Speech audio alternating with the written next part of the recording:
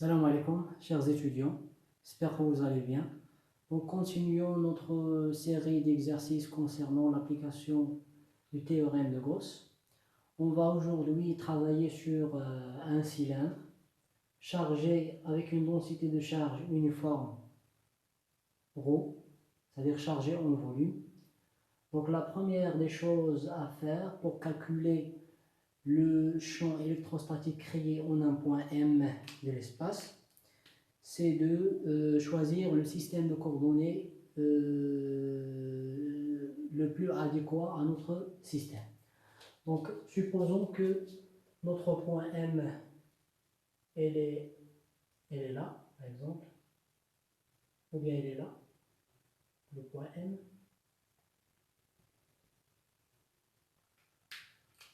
Donc, il est caractérisé par, puisqu'on a un cylindre, donc M, caractérisé par les coordonnées cylindriques R, phi, Z. Et la base locale, c'est E, R, E, phi, E, Z. Supposons que le point M, elle est là. Donc, la distance OM, c'est petit r. Donc, petit r, ER.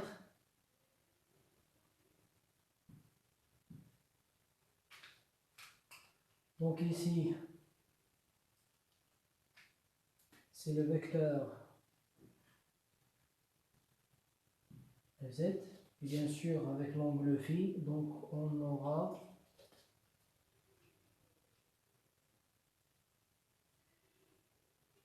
le phi comme ça, dans l'espace. Si on fait une rotation de l'angle phi, c'est là.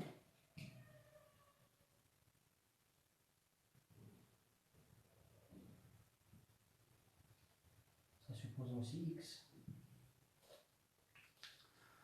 Donc si on fait une rotation de l'angle phi, c'est-à-dire pour simplifier les calculs et pour travailler dans le plan. Donc on va faire tourner le point M avec un angle phi. Donc supposons que on aura ça. Z. Supposons que le point est là. Le point M. Donc ça va nous donner ER, EZ,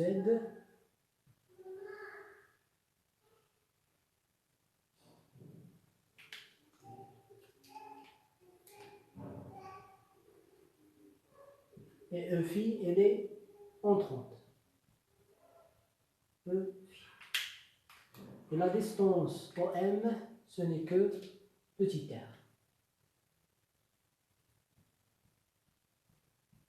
Donc OM, c'est petit r. Très bien. Donc après avoir déterminé le système de coordonnées convenable à notre cylindre, il s'agit des coordonnées cylindriques. Donc on va étudier les invariances. Donc, c'est-à-dire on va étudier les dépendances de notre champ électrostatique vis-à-vis les coordonnées cylindriques R, phi, Z. Donc si on fait varier la coordonnée Z, c'est-à-dire par translation suivant la coordonnée Z, le système reste invariant. Pourquoi? Si nous prenons ça, notre cylindre, supposons que ce cylindre il est infini. Donc, si je fais notre point M, elle est là. Très bien. Le premier cas, M, elle est là. Si on fait tourner M avec un angle phi, on aura M, elle est sur l'axe horizontal, OM, OER. Très bien. Donc, si on fait varier la coordonnée Z, c'est-à-dire par translation, on fait bouger notre cylindre par translation, soit vers le haut ou bien vers le bas. Donc toujours M voit le même cylindre. Supposons que ça, c'est un cylindre infini. Donc je fais bouger le cylindre vers le haut. Et supposons que vous, le point M, donc vous voyez toujours le même cylindre puisqu'il est infini. Donc faites attention que je suis en train de faire translater ou bien de faire bouger mon cylindre vers le haut et vous avez l'impression que le cylindre ne bouge plus. Donc suivant la coordonnée Z, toujours vous voyez le même cylindre puisqu'il est infini. Très bien.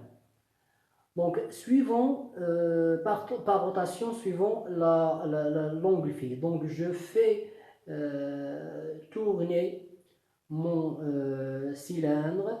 Et si vous êtes sur le point M, vous voyez toujours le même cylindre.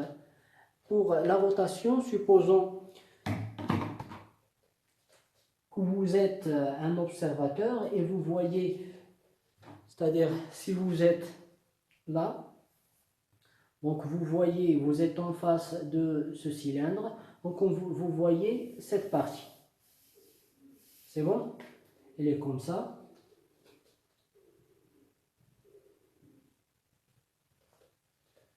Si nous prenons un autre observateur, c'est-à-dire moi, on a fait tourner d'un P sur 4.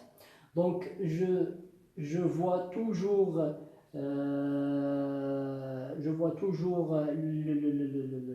la même surface latérale, donc une partie de la surface latérale.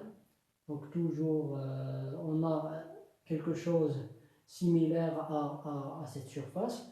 Et si je suis là, je vois toujours la même surface. Et si je suis là, je vois toujours la même surface. Donc pour cela, c'est-à-dire par rotation, suivant l'angle phi, le système reste toujours invariant. Très bien. Mais suivant R, supposons que le point M, elle est là, ou bien vous êtes, imaginez que vous êtes le point M. Donc si je rapproche mon cylindre vers vous, donc vous voyez que le cylindre bouge. Cela indique que par translation suivant la coordonnée R, donc le champ électrostatique est fait varier et par conclusion, on peut conclure que notre champ électrostatique est radial et ne dépend que de la coordonnée R.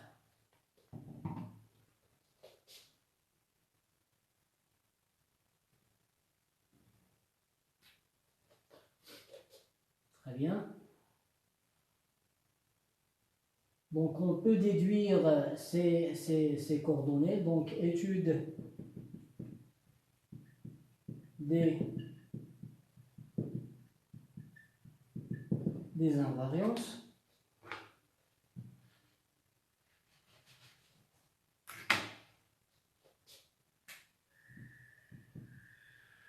Donc, par translation suivant Z, le système reste invariant. Par rotation suivant phi, le système toujours reste invariant. Mais par translation suivant la coordonnée R, le système change, d'où le champ électrostatique créé en ce point M de l'espace est égal E en fonction de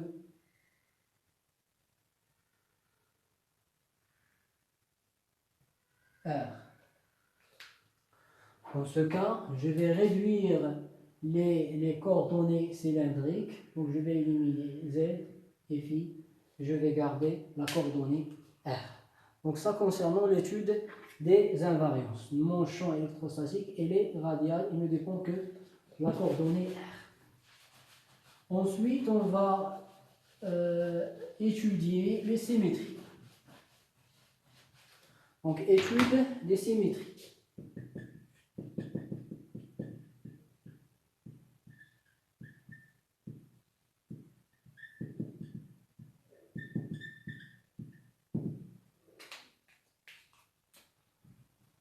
Donc, pour l'étude des symétries, on fait appel à deux plans de symétrie.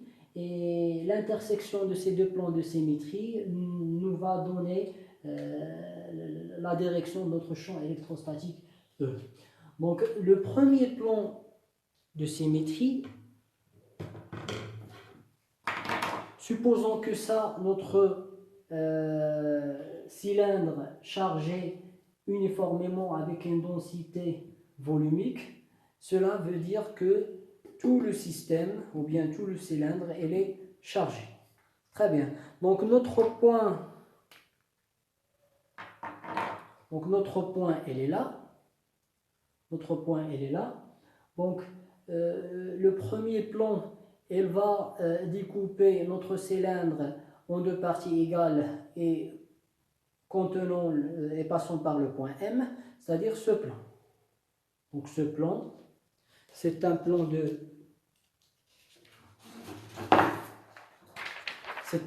symétrie qui va découper notre cylindre en deux parties égales et contenant le point M. Donc le premier plan, c'est le plan EZ, ER. Le deuxième plan, donc ça c'est un plan de symétrie. Pourquoi? Parce qu'il contient le point M, elle est là. Donc ce plan, il va découper notre système en deux parties égales et passons par le point M. Donc c'est un plan de symétrie puisque le cylindre, il est infini. Mais dans le cas où le cylindre n'est pas infini, on aura une condition sur le point M, c'est-à-dire la position du point M sera obligatoirement positionnée sur l'axe horizontal qui sépare le cylindre en deux parties égales, en deux petits cylindres égaux. Très bien, donc ça c'est un plan de symétrie. Mais on ne peut pas prendre ce plan, pourquoi? Parce que c'est vrai que c'est un plan qui découpe notre cylindre en deux parties égales, mais il ne contient pas notre point M, comme vous le voyez ici. Donc ce n'est pas un plan de symétrie. Très bien. Donc le premier plan, c'est le plan c'est le plan EZ, ER. Le deuxième plan, c'est le plan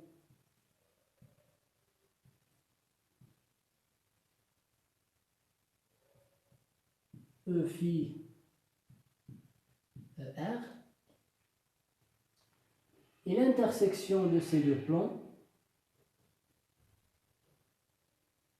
c'est cette partie-là.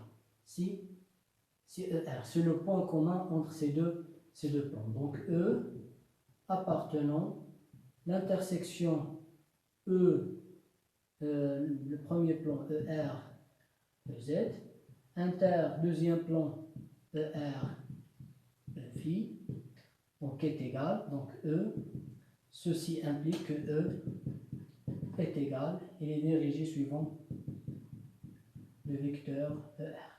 E de R par raison d'invariance et suivant ER par raison de symétrie. Très bien, donc elle est là.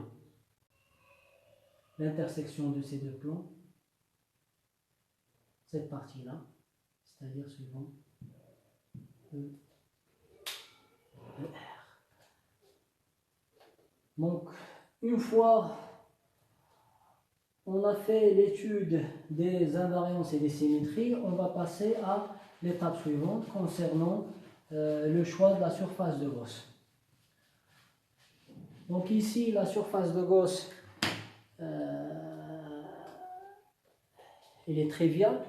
Donc il s'agit d'un cylindre de centre, donc surface de Gauss, donc cylindre de rayon petit r. Petit r, c'est OM, c'est la distance OM. Très bien, et de hauteur petit h. Peu importe la hauteur h, donc elle va être simplifiée à la fin. Ici, on a deux cas. Soit que le rayon de notre cylindre sera inférieur à petit r, c'est-à-dire que la surface de Gauss fermée sera traitée dans ce cas à l'intérieur de notre cylindre, ou bien le deuxième cas, c'est lorsque petit r est supérieur à grand R, c'est-à-dire c'est-à-dire la surface de Gauss, ça va être à l'extérieur de notre cylindre.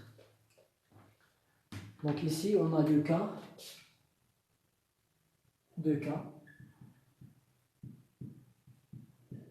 Premier cas, R supérieur à grand R. Donc dans ce cas, à l'extérieur. Donc on va prendre la surface de Gauss à l'extérieur de notre cylindre. Ou bien R inférieur à grand R, donc à l'intérieur de notre cylindre. Donc notre cylindre des chutes. Très bien. Mais il faut que la surface de Gauss passe par le point M. C'est un critère très important et obligatoire. Donc il est indispensable de travailler avec une surface de Gauss fermée passant par le point M. Donc on va traiter le premier cas. Premier cas,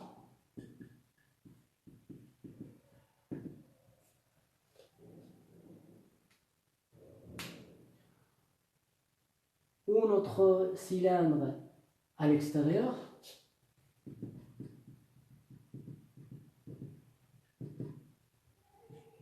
petit r supérieur à grand R. Donc on va prendre, je vais passer ici,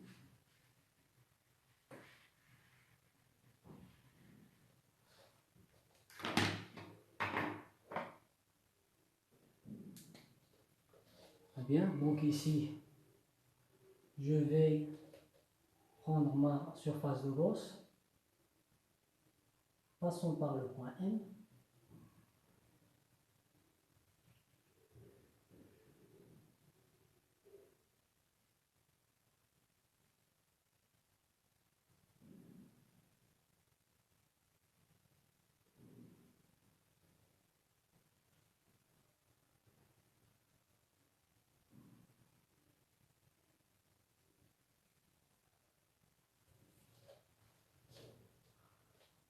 C'est la surface de Gauss.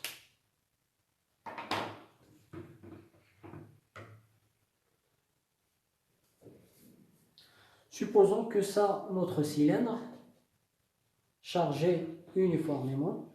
Donc on va prendre une surface de Gauss fermée. Supposons que cette surface, elle est fermée. Cette surface est ouverte, mais on va l'imaginer que on va la considérer comme une surface fermée. Donc notre cylindre, il est à l'intérieur, mais la surface de Gauss, elle est à l'extérieur de notre cylindre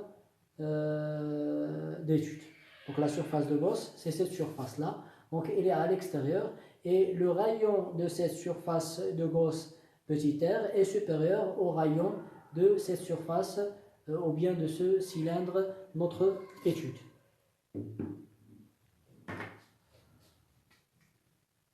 Donc on va calculer le flux. Donc le flux, c'est l'intégrale double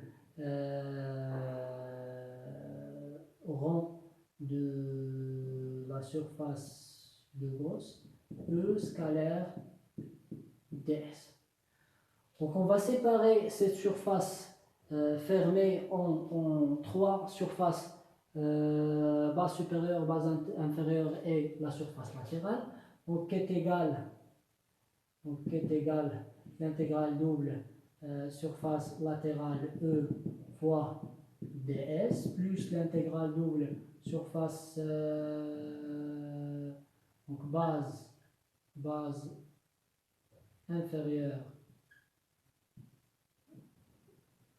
E fois ds et plus l'intégrale double E ds base supérieure.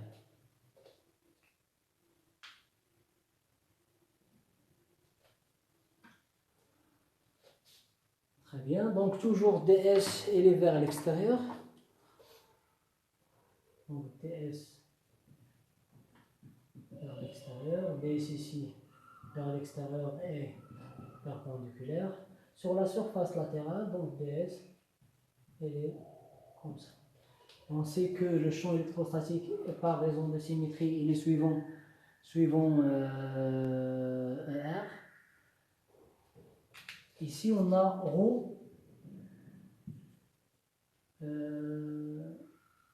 elle est constante. Mais supposons qu'on ne sait pas le signe de notre densité de charge volumique. C'est-à-dire peut être positif ou bien négatif. Donc s'il est positif, notre champ électrostatique, ou bien le vecteur de notre champ électrostatique sera centrifuge, c'est-à-dire vers l'extérieur de la charge. Si ρ est négatif, donc le vecteur, c'est-à-dire le champ électrostatique, sera centripète, c'est-à-dire vers la charge. Donc dans ce cas où le signe de notre densité de charge est inconnu, donc on va écrire à la fin le champ électrostatique avec une mesure algébrique. Donc ds E. Donc on voit bien que le champ électrostatique, soit centrifuge ou bien centripète, sera parallèle avec ds sur la surface latérale, mais elle est perpendiculaire sur les deux surfaces base supérieure et base inférieure. Ce qui implique que pour les bases inférieures et les bases supérieures, donc ils vont disparaître. Donc 0, 0. Donc tout calcul fait, donc c'est l'intégrale double de la surface latérale E, c'est E de R, c'est E de R, E de R fois ds. Mais ici, E de R, valeur algébrique. C'est une valeur algébrique qui peut être positive ou bien négative suivant le signe de notre O. 0 est positif, donc on aura plus ER. 0 est négatif, donc on aura moins ER. Très bien. Donc, ici, sur la surface latérale, toujours on aura la distance OM est égale à petit r. Donc, puisque petit r est toujours constante, quelle que soit la position de notre point M sur la surface latérale, c'est ici ou bien là. Donc, le champ électrostatique sera uniforme. Donc, ce qui implique qu'on peut le sortir de l'intégrale. Donc, E, l'intégrale double dSE de R, valeur algébrique. Très bien. Donc, E de R.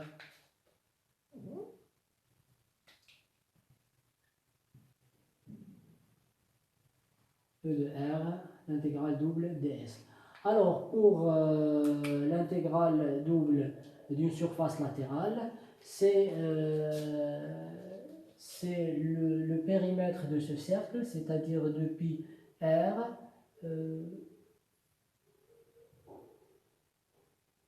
fois H, la hauteur de notre cylindre, donc c'est petit h. Donc est égal E de R valeur algébrique de pi petit r fois h. Donc une fois on a calculé le flux, on peut passer à l'étape suivante concernant le calcul de la somme des charges qui sont à l'intérieur de notre surface de Gauss.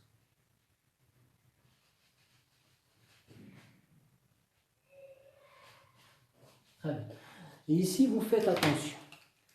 Donc, j'ai mon cylindre, c'est là. Donc ici, j'ai la surface de Gauss, donc c'est un cylindre. Donc pour le calcul Q à l'intérieur, donc on sait que dQ est égal, ici, une densité de charge volumique ρ dV, c'est-à-dire Q intérieur est égal au ρ puisqu'il est constant dans ce cas, donc l'intégrale triple dV de ce cylindre. Et pour Q intérieur, donc on va poser la question suivante, ou bien on va répondre à la question suivante: où sont localisées les charges qui sont à l'intérieur de la surface de Gauss? Donc les charges qui sont à l'intérieur de la surface de Gauss, pour cet exemple-là, c'est ce cylindre qui est juste à l'intérieur. Mais cette partie qui est à l'extérieur de la surface de Gauss, c'est une partie inutile qu'on ne va pas la considérer. Donc ce qui nous intéresse, c'est la somme des charges qui sont à l'intérieur de notre surface de Gauss pour cet exemple-là. Donc on voit bien que donc c'est cette partie-là qui est à l'intérieur.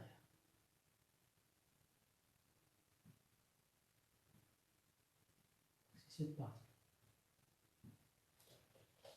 Seulement la partie qui est à l'intérieur de notre surface de Gauss. C'est-à-dire la partie où sa hauteur est égale à à petite h. Donc, si je prends petite h comme ça, donc on aura cette partie.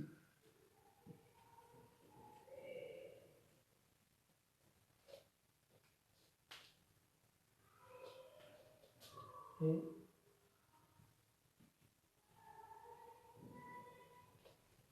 cette partie. Donc la partie qui est à l'intérieur de la surface de Gauss.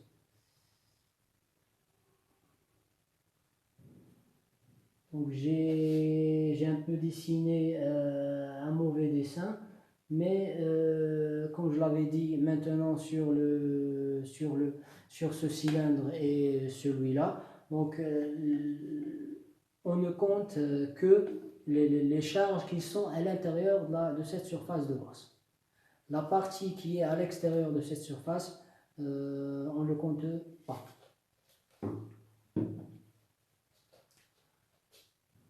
Très bien. Donc, ici, on aura ces ρ. Pour dV, le volume d'un cylindre, c'est le disque. Ce disque a une surface pi r carré. Pi r carré est le rayon de ce disque. La partie qui est à l'extérieur de cette surface, on ne la considère pas. Donc pi fois grand R carré. C'est ce cylindre-là. Fois, donc pi r carré fois petit h. La hauteur de notre... En gros, pi r carré h.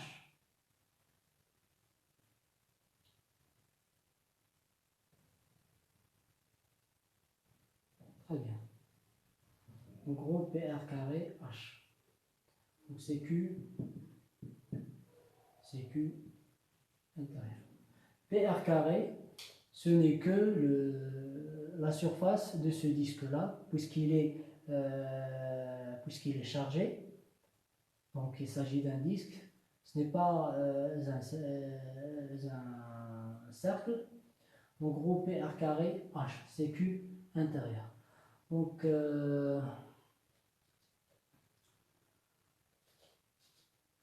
et on peut déduire, dernière étape, que E de R, valeur algébrique de pi fois de pi petit r, c'est la surface de Gauss, fois h est égal au pi r carré petit h sur epsilon 0. Le flux, la somme des charges intérieures divisé par permittivité du vide. Donc on peut simplifier par h et par pi. Donc E de R est égal ρ R carré sur 2 epsilon 0 petit r. Donc ça pour R supérieur à grand R. Donc le cas extérieur. Donc je vais le mettre ici. Donc E de R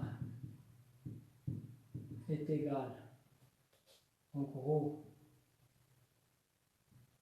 R carré sur 2 epsilon 0 R pour R supérieur à grand R. Donc deuxième cas. Passons maintenant au deuxième cas. Donc deuxième cas, à l'intérieur de notre cylindre, c'est-à-dire R inférieur à... Donc concernant le deuxième cas, on va mettre le cylindre, c'est-à-dire la surface de Gauss, à l'intérieur de notre cylindre d'étude, c'est-à-dire dans le cas où R est inférieur à grand R. Donc ici toujours notre cylindre d'étude, c'est celui-là. Donc on va considérer une surface de Gauss, supposons qu'il est donc fermé, donc à l'intérieur de notre surface de notre cylindre. Donc ici, il est à l'intérieur, comme vous le voyez. La somme des charges qui est à l'intérieur de cette surface de Gauss, c'est de 0 à petit r. Cette partie-là, donc elle est chargée avec une densité volumique, mais notre cylindre a un rayon petit r. Très bien.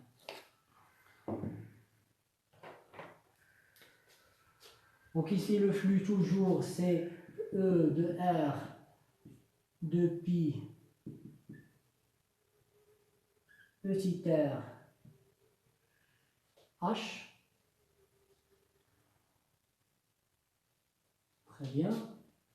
Mais Q intérieur, c'est l'intégrale triple, c'est-à-dire ρ dV. dV cette fois-ci, c'est la surface de ce disque-là. Donc pi r carré. Pi r carré. Pourquoi petit r? Parce que cette surface de Gauss passe par le point M. Donc le point M, elle est là. Et on sait que la distance OM est égale à petit r. Ça, c'est le rayon de notre cylindre de Gauss. Donc pi r carré fois la hauteur qu'on fait appeler à cette. Donc c'est petit h. Peu importe, petit h va être simplifié à la fin. Donc tout calcul fait, E de R, valeur algébrique, est égal Q intérieur sur 2pi, donc c'est ρ, pi r carré petit h sur 2pi r petit h. Je vais simplifier par petit h, i par r par pi, donc tout calcul fait, c'est ρ r sur c'est epsilon 0 sur 2 epsilon 0 c'est E r.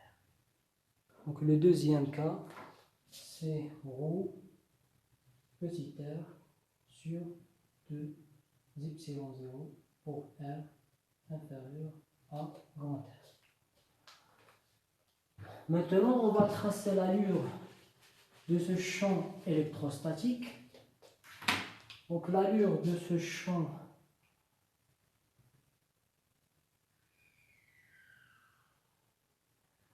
on va supposer que ρ,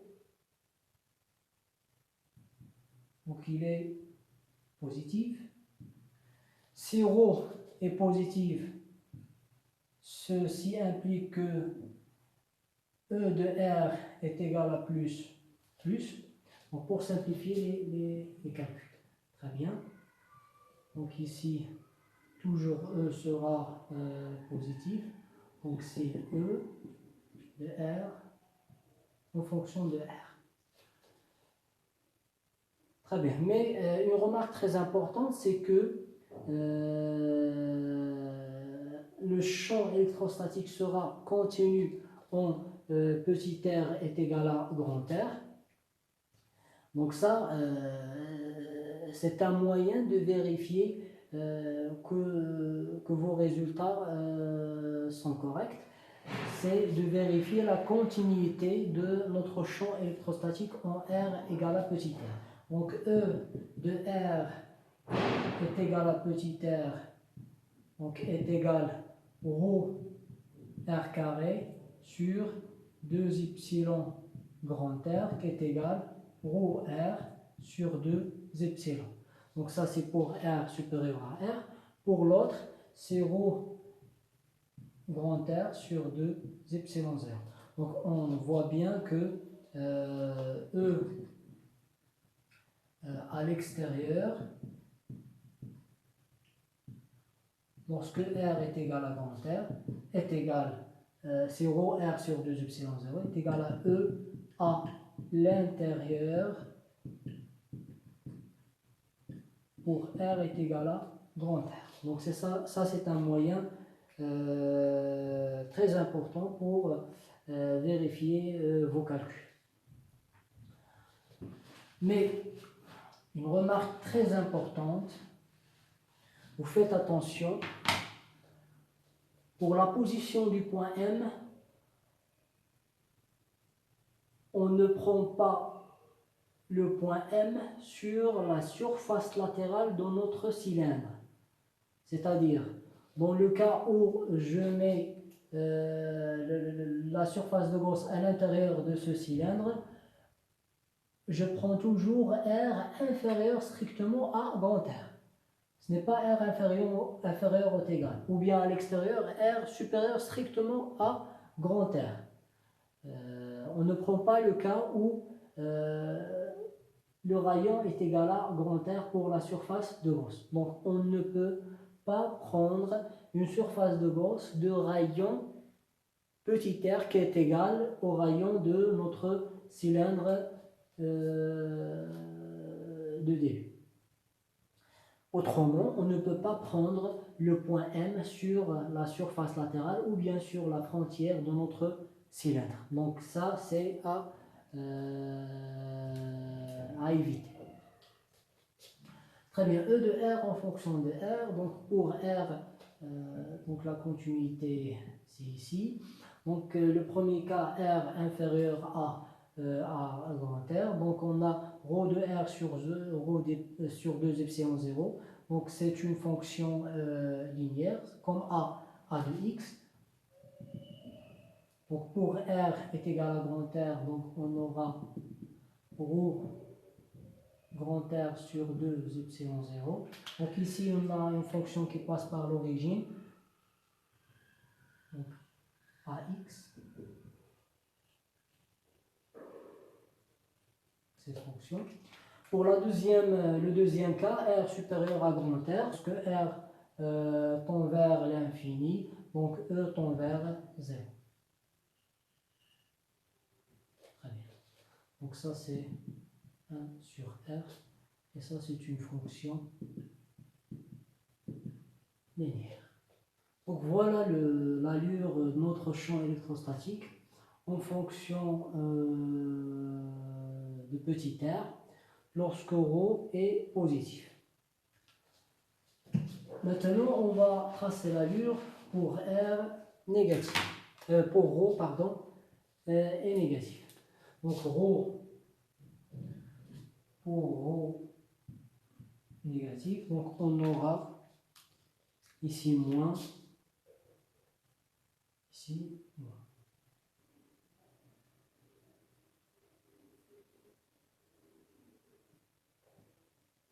C'est-à-dire E de R, c'est moins ici, R, ici, R. Très bien. Donc E de R en fonction de R. Donc toujours valeur de continuité, c'est pour R est égal à grand R. Donc pour R inférieur à grand R, nous avons une fonction linéaire négative. C'est moins AX. Pour R égal à petit r, c'est moins ρ grand R sur 2 epsilon 0. Donc c'est une fonction linéaire qui passe par l'origine. Et pour R supérieur à grand R, on aura, si R tend vers l'infini, donc E tend vers 0. R à l'infini, donc tend vers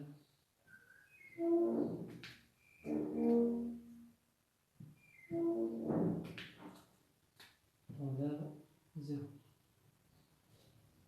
Donc cette allure représente l'inverse du premier cas où la densité de charge volumique est positive. Très bien.